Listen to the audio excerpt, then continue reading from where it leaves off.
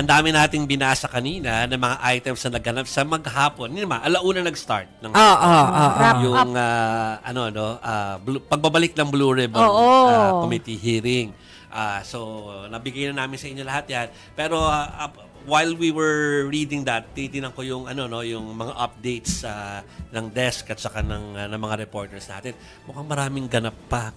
Ongoing pa rin, gabi sa na. Senate. Hindi pa tapos. Mag-aalas 9 na ng gabi. May mga na-serve at saka meron mga pinadala na ulit doon sa detention area ng Senate, lahat po. No? So alamin natin ang latest mula sa Senado, mula sa ating mobile journalist. Wala nang tao, Mase. O, tingnan mo, naiwan na si... mobile journalist Mary Mon Reyes. Hawak ang napakagandang microphone ng One News. Ay, oo nga. Hi, Mary Mon. Happy Monday.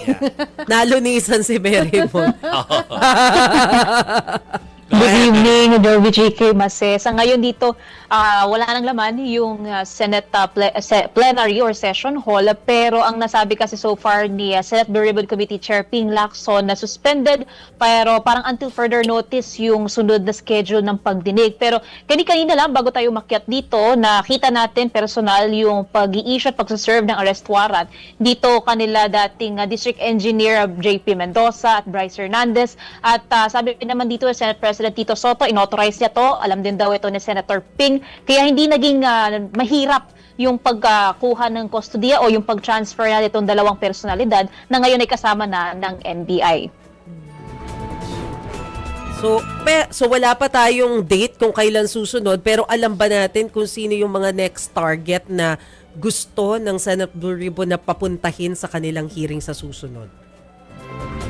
So far, pagdating doon sa next schedule, wala pa. Dito naman sa mga nasa kustodiya ng Senado, mukhang ang naiiwan na lang is si DE Henry Alcantara, pati si Curly Descaya. Ang nasabi naman kasi ni Prosecutor General Padulyon sa case ni Alcantara, hindi pa raw muna nila ilipat kasi may mga arrangements pa silang kailangang ayusin, yung kung saan mananatili muna si Alcantara since part na siya o nakapailalim na siya sa Witness Protection Program. So silang dalawa na lang ni Curly yung nandito. So far, pagdating doon sa mga plano pa nilang imbitahan ni na Senator Ping sa mga susunod na pagdinig, wala pang ibang nabibigay na mga pangalan. Pero mukhang nabibitin pa sila doon sa pagpapaliwanag sa technicalities patungkol sa sinasabing inaccurate na grid coordinates na ipinasa o ipinadala ni former DPWH Secretary Manny Bonoan sa Malacanang. Daw na ipaliwanag naman yan kanina. Ang isa sa pinaka-kine-question nila ngayon is ano na raw ang sunod na mangyayari. Kung may ibang coordinates pala na nandito, so magbabacktrack o ulit na naman yung DPWH sa validation nila, paano na raw yung case ng case build-up na gagawin. Pero so far, nangangako naman ng DPWH na they will be rectifying daw yung sitwasyon. Iko-compare and contrast daw nila ulit itong mga proyekto kung tunay nga bang non-existing or ghost siya or baka naman existing siya, mali lang yung lokasyon na tinignan nila for validation. So far kanina rin, hindi hindi masyadong na-dive down yung tungkol doon sa case naman House and Lot na pinurchase supposedly ni former House Speaker Martin Romualdez. Pero sabi ni Senator Ping, yung mga sinabi ng dalawang tumestigo, gagamitin naman daw nila itong lead to just check kung meron pa nga bang direct connection itong si Curly Descaya doon sa dating House Speaker. Chiki, meron kang tanong? Okay na? Okay ka? Pero ako kasi may follow-up ako doon sa mga testigo sinasabi ni Mary Mon. Napanood naman natin siya maghapon. Pero tatlo kasi yung tumatak sa mga viewers natin.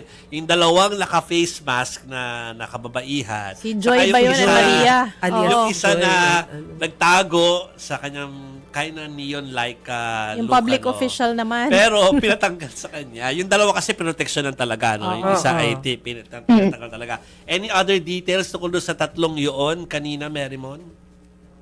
Etong dalawang babae kasi, ang pangalan nila or yung alias na binigay dito sa komite, si Joy tsaka si Maria. So silang dalawa kasi yung mga nagtatrabaho doon sa dating tenant ng property at sila itong mga na-evict dahil sila sabing kakailanganin na raw yung property. During that time naman kasi, it's for their safety, kaya sila nakatakip, naka-face mask, naka-sombrero, then nagpaliwanag sila, tumestigo sila. Pero yung isa kasi, itong si Regional Director ng DPWH NCR, si Engineer ang nakita natin, si Regional Director Gerald Pacanan, hooded na rin talaga siya, nakatakip na siya nung pagpasok niya dito sa session hall.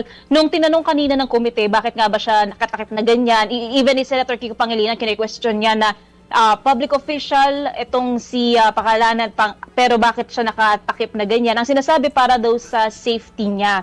Pero hindi naging satisfied yung committee dyan, pinatanggal din naman sa kanya yung taklob sa kanyang muka. Kaya ganyan ang naging itsura niya throughout the duration ng pagdinig. Hindi na lang niya tinanggal talaga. Oo nga eh. So, anyway, thank you for covering that. Mary Mon Reyes ang ating mobile journalist. Thank you. Thank you, Mary Thank you, Mary Mon. Mon.